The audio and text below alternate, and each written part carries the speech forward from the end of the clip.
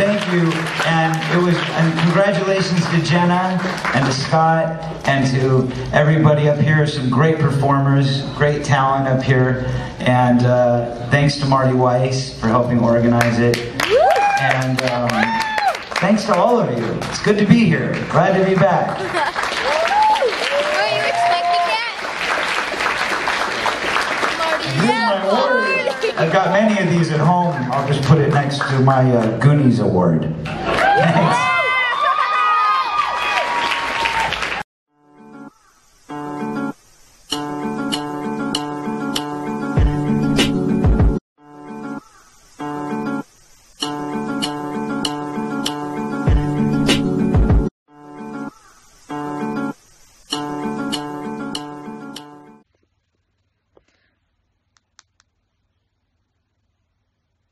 Was Corey aware at the time about the pool parties? Den.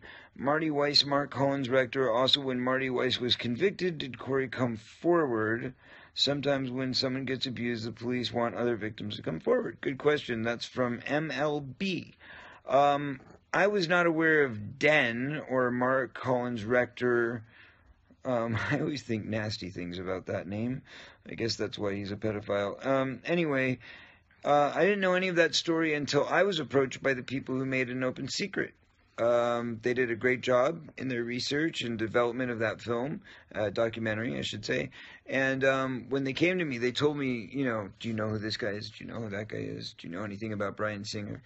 I didn't know anything about those guys at the time. So my education started with watching, you know, as their documentary was made and the pieces that they were putting together. That said...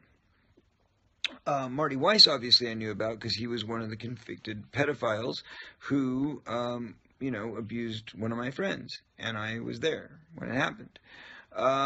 So that said, yes, when he got in trouble, there was a kid named Evan Henze who was the kid who actually took him to court. And when I found out that he had been arrested and that he was on trial, I immediately reached out and contacted Evan Henze. And I got him on the phone, and we had a nice long chat, and it was actually very, very rewarding for him because he got to tell his whole story that he had never even told to the police yet at that time, and I got to share my story with him and tell him what I knew about Marty and his history and other kids and other victims that I was aware of, and the whole thing just made him feel so much better. Like, he was very, very grateful because...